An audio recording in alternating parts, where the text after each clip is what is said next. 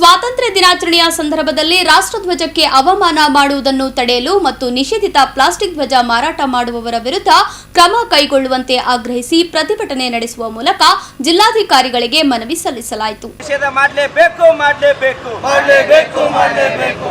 ಹಿಂದೂ ಜಾಗೃತಿ ಸೇನೆ ನೇತೃತ್ವದಲ್ಲಿ ನಗರದ ಡಿಸಿ ಕಚೇರಿಯ ಬಳಿ ಪ್ರತಿಭಟನೆ ನಡೆಸಿ ಸ್ವಾತಂತ್ರ್ಯ ದಿನಾಚರಣೆಯ ಸಂದರ್ಭದಲ್ಲಿ ರಾಷ್ಟ್ರಧ್ವಜಕ್ಕೆ ಅವಮಾನ ಮಾಡುವುದನ್ನು ತಡೆಯಲು ಮತ್ತು ನಿಷೇಧಿತ ಪ್ಲಾಸ್ಟಿಕ್ ಧ್ವಜ ಮಾರಾಟ ಮಾಡುವವರ ವಿರುದ್ಧ ಕ್ರಮ ಕೈಗೊಳ್ಳುವಂತೆ ಒತ್ತಾಯಿಸಿದರು.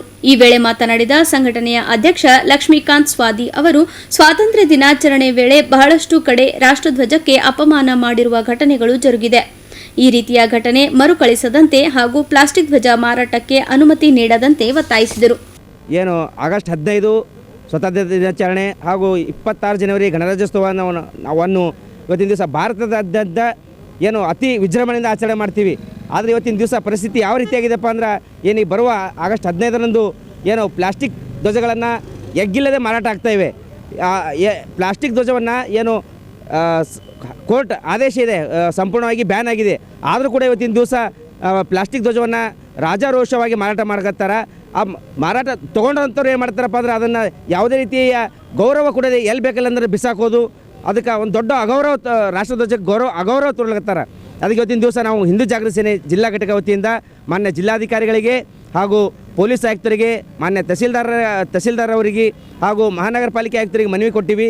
ಏನಪ್ಪ ಅಂದ್ರೆ ಈ ಬರುವ ಆಗಸ್ಟ್ 15ರ ಒಳಗಾಗಿ ಮೀಟಿಂಗ್ ಮಾಡಿಕೊಂಡು ಎಲ್ಲೆಲ್ಲಿ ಪ್ಲಾಸ್ಟಿಕ್ ಧ್ವಜವನ್ನು ಮಾರಾಟ ಮಾಡತ್ತಾರ ಅಂಥವನ್ನು ವಶಪಡಿಸಿಕೊಂಡು ಯಾರು ಮಾರಾಟ ಮಾಡತ್ತಾರ ಅಂಥವ್ರ ವಿರುದ್ಧ ಕಠಿಣ ಕ್ರಮ ಕೈಗೊಳ್ಳಬೇಕು ಅಂತೇಳಿ ಮನವಿ ಮಾಡ್ಕೊತಾ ಇದ್ದೀವಿ.